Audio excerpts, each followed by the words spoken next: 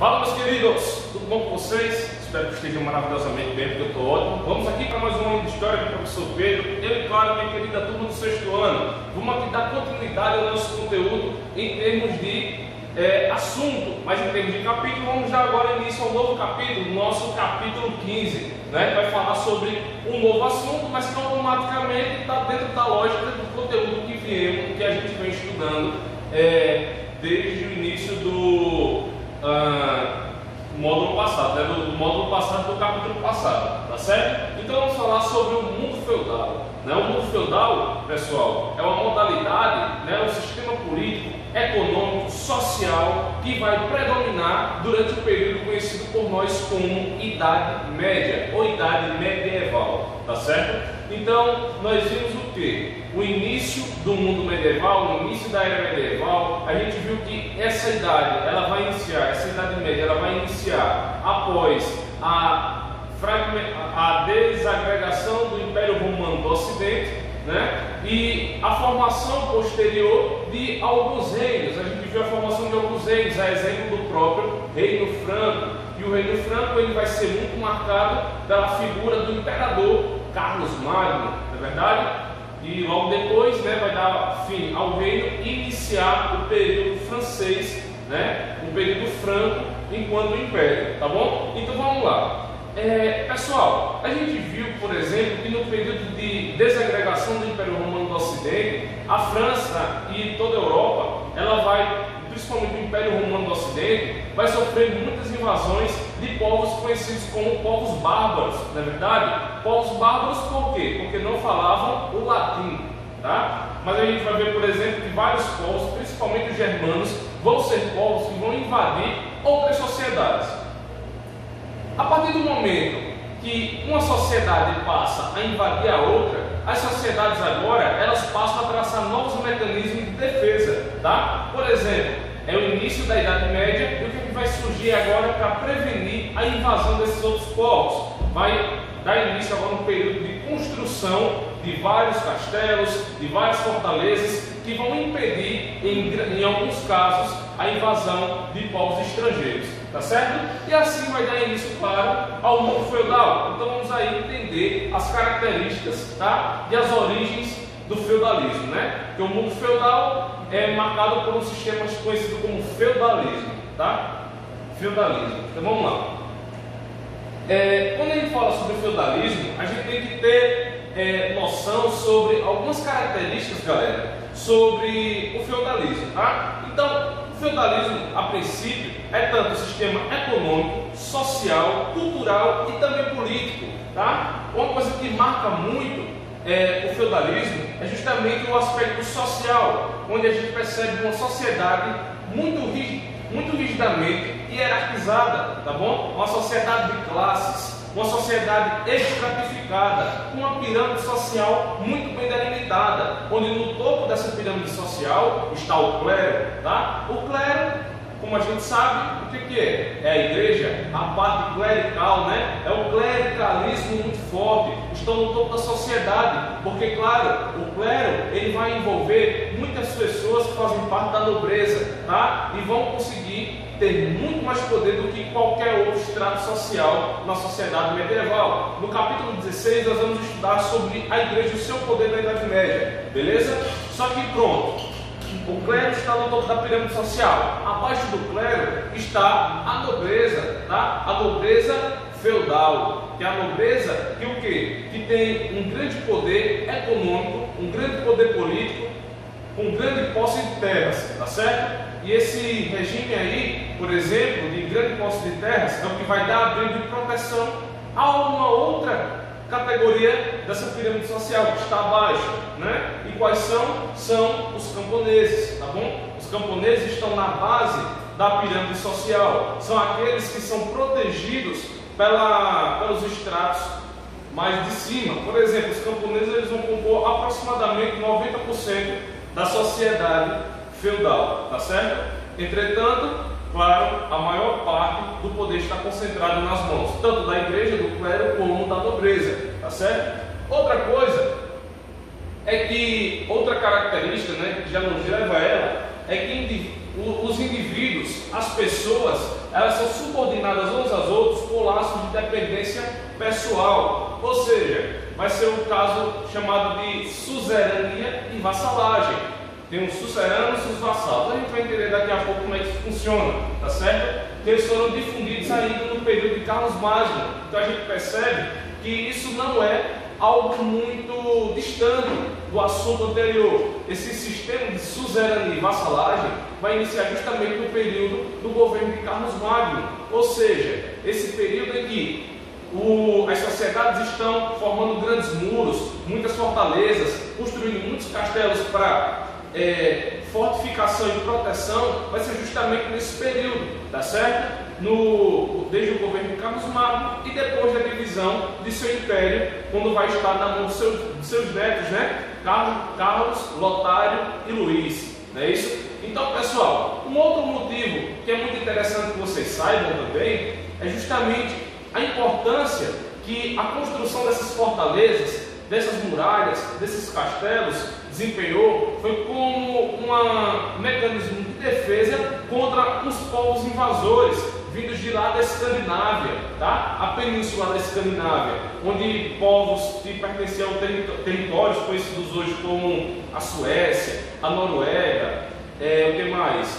A Dinamarca. Esse pessoal formava um conjunto de povos, né, conhecidos como vikings, grandes dominantes da cultura da navegação, e que invadiram a partir do século IX a Europa e saqueavam essas sociedades. Então, por exemplo, os castelos já surgem aí como fortalezas de defesa contra esses povos, tá certo? Mas lembrando, esses povos são apenas um exemplo de povos invasores, não quer dizer que não haviam outros, tá certo?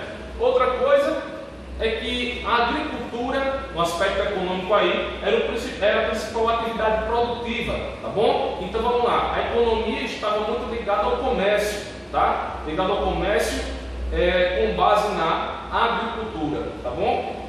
Com base na agricultura. Então é importante lembrar também, quando a gente fala de agricultura no mundo feudal, a agricultura ela está muito ligada à questão também da subsistência. E o que é isso? É que a agricultura ela era produzida mais para a sobrevivência daqueles que moravam nas dependências do lugar conhecido como feudo, tá certo? Ou castelo, tá bom? Então, bora lá. Então, quais eram essas culturas? Principalmente a cevada para a produção de cerveja, pois a cerveja na Idade Média era muito consumida diariamente.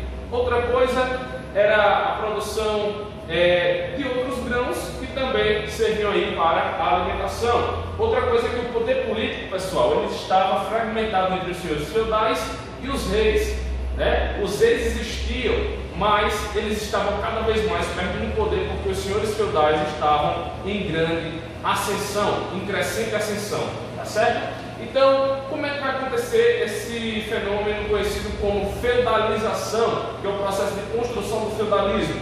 Vai acontecer como resultado das constantes guerras ocorridas na Europa durante os séculos iniciais da Idade Média. Significa que existiram muitas guerras contra povos estrangeiros, né? Então essa feudalização vai decorrer disso, tá certo? Porque os reis e os nobres, com o intuito de ampliar o seu exército e fortificar os seus territórios, eles acabavam cedendo terras. E essas terras cedidas a outras pessoas eram chamadas de feudos. Só para resumir, o que acontecia? Um grande proprietário de terra pegava a sua terra, ou seja, o rei e um nobre pegava a sua terra, entregava a uma pessoa e essa pessoa ia administrar a terra, ia produzir essa terra, ia ter parte do lucro dessa terra, tá? Então, a partir do momento que essa pessoa pegava a terra do rei, essa pessoa já devia o quê? Proteção, fidelidade ao rei e quem que lutar em favor dele, tá? Então isso vai contribuir, por exemplo, para a formação de grandes exércitos. Esses grandes exércitos vão ter grande parcela de terra da Europa em suas mãos e vão conseguir alta ascensão social, tá certo? Então, esses pedaços de terras divididos para várias pessoas vão ser chamados de feudos, tá certo? Então, as plantações, como eu falei, plantavam de tudo que precisava para subsistir. Então vamos lá ver um exemplo, né, de aqui através de uma imagem como era o esquema do feudo, mais ou menos, tá certo? A gente pode ver aqui nesses lugares que tem o número 1, a gente pode ver que é o manso senhorial, né? O manso senhorial é basicamente toda a terra que era de propriedade do senhor feudal e que ele cedia para que as pessoas produzissem, tá certo? Aqui no número 2, dentro do próprio castelo, da fortificação, está a casa do senhor feudal, tá? O terceiro, né, número 3, está o manso servil, que eram as terras que estavam em maior predominância na mão dos servos e que eles tinham que dar grande parte da produção para o senhor feudal. E no quarto estão as terras comunais, né? As terras comunais são os territórios onde, como é que eu posso dizer, os servos acabavam convivendo a maior parte do tempo e produzindo para si mesmos, tá certo? Então bora lá. Outra coisa que a gente deve entender nesse regime, né, que está diretamente ligado a essa lógica, é o esquema da suzerania e da vassalagem, tá? A suzerania e vassalagem é basicamente uma cerimônia em que aquele que possuía a terra, né, aquele que possuía a terra, que era o senhor feudal, o dono da terra, conhecido como suzerano, e a pessoa que recebia o direito de uso desse bem, que era a terra, né? A pessoa que recebia a terra para produzir era chamada de vassalo. Suponhamos que eu, professor Pedro, nessa época era dono de um vasto território e você, por exemplo, que está me assistindo, quisesse produzir nessa terra de minha propriedade. A gente ia fazer uma cerimônia e eu ia te conceder parte de minhas terras para você produzir. Então eu seria teu suzerano e você seria meu ou minha vassalo, tá certo? Agora vamos supor que você quisesse ser suzerano de uma pessoa que queria produzir nessa parte de terra que eu já te cedi. Então você seria suzerano dessa pessoa e a outra pessoa seria vassalo e por aí vai, tá bom? Então é mais ou menos dessa forma. Aqui temos um exemplo, uma ilustração de como acontecia essas cerimônias, tá certo? Aqui ó, um vassalo segurando as mãos do suzerano e aí consolidando assim a posse de terra. Como que era a vida do senhor feudal, por exemplo? O senhor feudal, ele priorizava a construção de castelos, porque era símbolo de proteção e poder. Os castelos, pessoal, é uma construção muito interessante, porque quando vocês assistem, por exemplo, nos filmes, nos desenhos, os castelos medievais geralmente são grandes construções cercadas por rios e lagos, né, que é para dificultar o acesso a ele. Geralmente, as pessoas entram num castelo através de uma ponte levadiça, né? Então isso é um mecanismo de proteção. E lembrando que quanto maior é o castelo de um senhor feudal, maior vai ser o poder dessa pessoa. Vale lembrar o quê? Que um dos maiores castelos, um dos maiores símbolos de poder vão ser construídos na França, que vai ser o chamado Palácio de Versalhes, né? Um dos maiores símbolos de poder. Por que ele é grande? Por que ele é gigantesco? Por que ele é tão bem ilustrado, simbolizando o poder da dinastia francesa, tá certo? Outra coisa é que o senhor feudal ele tinha a missão de manter a paz dentro de seus domínios, tá? Então ele tinha tanto um caráter político, né? O senhor feudal era um líder político, era um líder militar e muitas vezes acabavam sendo líder religioso em algumas partes, né? Dependendo de qual seja a atribuição, tá bom? Mas ele tem essa grande missão de manter a paz e a tranquilidade dentro de seus domínios, tá? Se vocês assistirem, não agora, mas daqui a alguns anos, quando tiverem a idade indicada, se assistirem na Netflix a série conhecida como Vikings ou Vikings, né?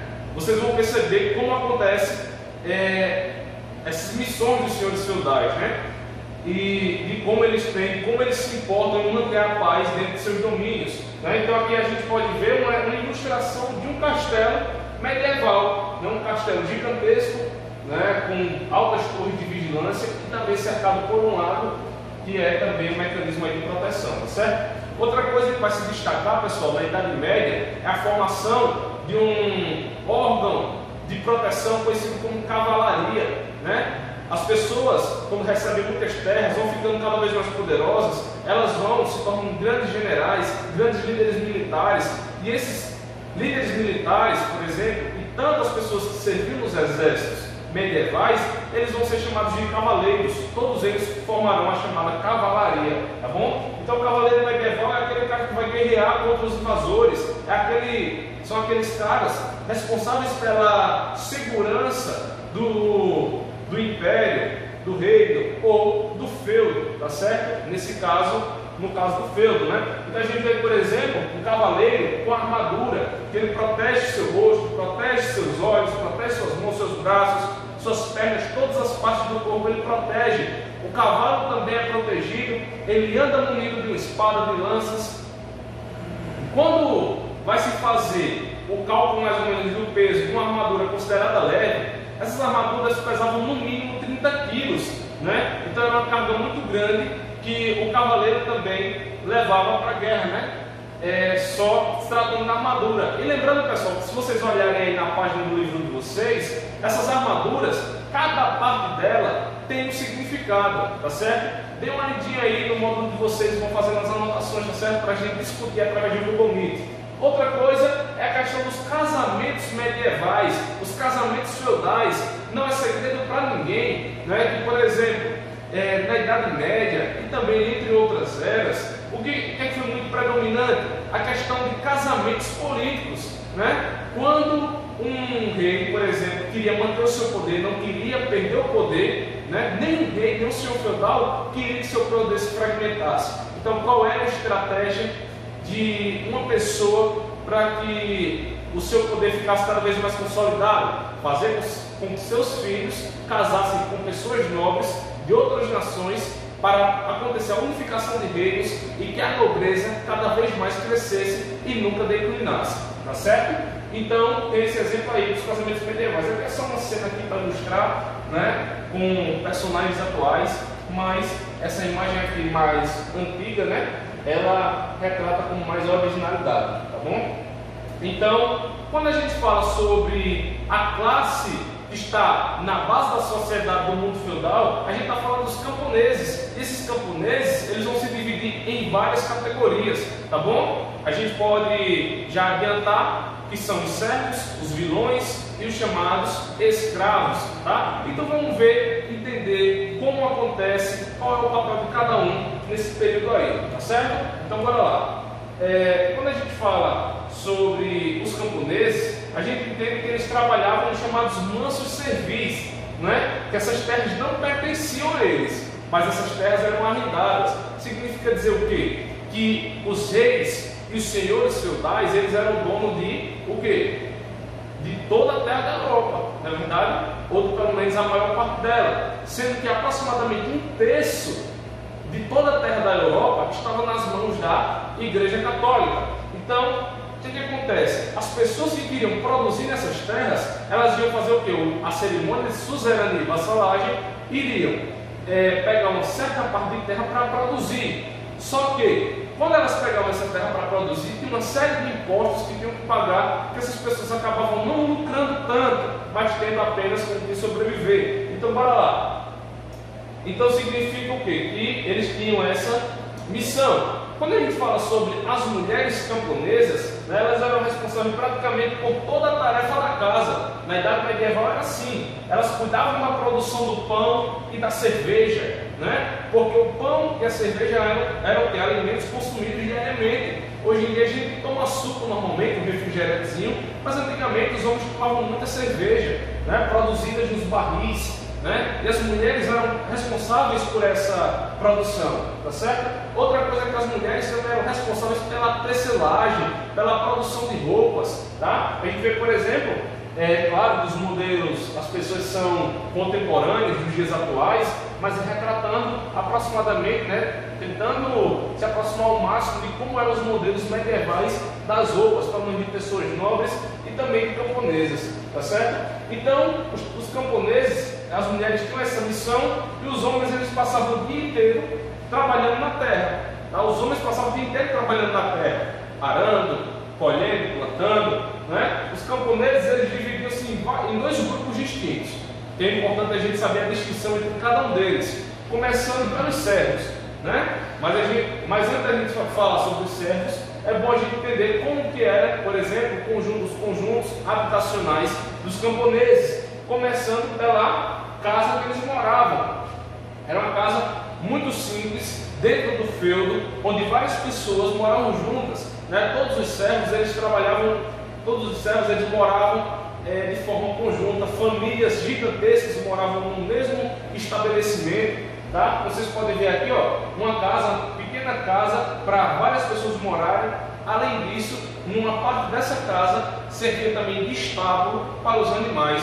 Então as pessoas e animais, elas conviviam bastante e dormiam muito próximas umas das outras, tá certo? Então bora lá. Quando a gente fala sobre a divisão entre os camponeses, a gente tem que entender o quê? No primeiro estrato tem-se os servos, que eram descendentes das pessoas que haviam abandonado as cidades e migrado para o campo na época em que o Império Romano estava em crise. Que isso aconteceu entre os séculos 4 e 5. Então as pessoas abandonam as cidades, voltam para o campo, tá certo? E no campo eles passam a viver sob a proteção dos grandes senhores de terras. Muitos desses acabam sendo dono de terra também, só que eles preferem. Então, muitos desses senhores feudais, muitos desses servos acabam em alguns momentos sendo donos de terras, proprietários de terras, mas acabam tendo que entregar as suas próprias terras para o senhor feudal em troca de proteção.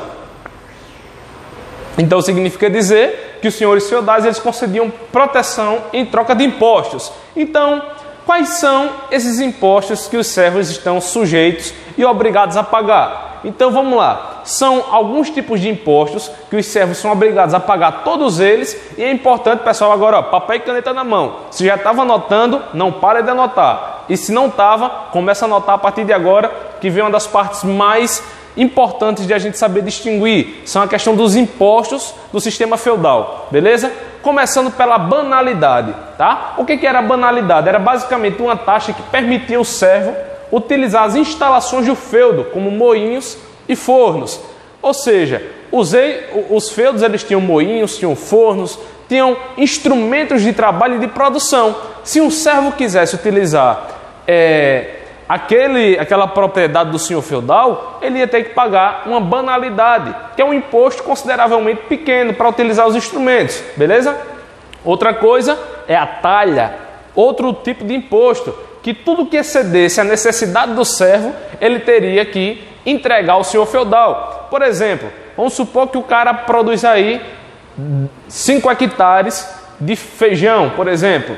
Aí ele vai produzir, vai colher tudo e o senhor feudal vai olhar para ele e vai dizer: olha, você só precisa disso para sobreviver, o resto você me dá, obrigatoriamente. Então, tinha esse tipo de imposto aí. Então, além disso, ele tinha que entregar tudo que excedesse. Então, ele tinha que pagar o que mais? Pela produção, para utilizar os instrumentos do senhor feudal para colher aquela produção que ele plantou. Então, já eram 2 impostos aí, banalidade e a talha. Terceiro imposto era o quê? A corvéia, que era que durante alguns dias os servos eram obrigados a trabalhar gratuitamente para o senhor feudal. Então, o que é que acontece? 3 coisas já. Eles o quê? Eles só viviam com o suficiente para sobreviver, entregavam o resto para o senhor feudal, tinha que pagar pelos instrumentos da produção. Terceiro, tinha que tirar alguns dias da semana para trabalhar de graça na produção do senhor feudal. Outra coisa era a captação. Além de tudo isso, o senhor feudal cobrava imposto para estar lá dentro da terra a cada membro da família. E as famílias eram pequenas? De forma alguma, eram gigantescas, famílias de mais de 10 pessoas. Né? Então, por pessoa, o servo tinha que pagar uma certa taxinha, né? Para estar lá dentro da terra do senhor feudal. Agora vamos supor que o chefe da família, o patriarca, ele venha a morrer. Então significa que é um grande trabalhador que o senhor feudal está pagando. Então a família dele vai ter que pagar, né, uma taxa para permanecer no feudo, que é uma taxa chamada de mão morta, né? É a mão que morreu, a mão daquele servo que morreu. Então a família, para permanecer na terra, tem que ficar pagando essa taxa conhecida como mão morta, para permanecer no feudo. Terceiro, era o tostão de Pedro, ou que a gente conhece como dízimo, né? Pagamento equivalente a 10% da população, da produção do servo para a igreja, não é? Porque ele já pagou esse monte de taxa para o senhor feudal, ele tem ainda que pagar o dízimo para a igreja, tá certo? E tem um último tipo de imposto ou de obrigação conhecida como albergagem, tá? Albergagem a gente lembra o quê? De albergue, né? De hostel. E o albergagem é basicamente o seguinte, que é a obrigação do servo de hospedar o senhor feudal quando ele fosse para as terras que ele quisesse. Vamos supor que ele tem um servo em um grande território do feudo dele, né, uma parte longe do território dele. Ele vai para aquela parte do território, o servo vai ter obrigatoriamente que hospedar em sua casa o senhor feudal. E só para a gente finalizar aqui, pessoal, vamos aqui para esse outro tipo de camponês, né, que eram os vilões, que eram aqueles camponeses que no passado eram proprietários de terra. Só que com o passar do tempo, por falta de segurança, com medo das outras invasões de povos estrangeiros, eles preferiram entregar suas terras para o senhor feudal em troca de proteção, tá certo? E eles tinham autorização, por exemplo, a trabalhar como arrendatários de suas terras antigas, né? E eles também deviam uma série de tributos ao senhor feudal, né? Não é porque eles entregaram as terras que eles estavam isentos de impostos, tá certo? E a sua liberdade não era plena, até porque o senhor feudal tinha o quê? Plena liberdade para julgar como ele bem entendesse os servos, conhecidos também como vilões, tá certo? E tem os escravizados que eles eram presentes no início da era medieval, só que com o passar do tempo, os escravizados eles vão acabar entrando em declínio. Esse regime escravagista vai entrar em declínio porque vão acontecer muitas rebeliões, vai chegar um tempo que não mais vai compensar para a classe dominante possuir escravizados, né? Porque vai acabar dando mais trabalho do que manter o regime servil, tá certo? Então, pessoal, a nossa aula ela finaliza por aqui. Eu deixo aí para vocês todas as atividades do capítulo 15. Vão aí fazendo anotações, respondendo questões, exercícios suplementares, né? Porque, como sempre digo, a aula não substitui a anotação de vocês. Então, galera, até a próxima aula. Tchau, tchau.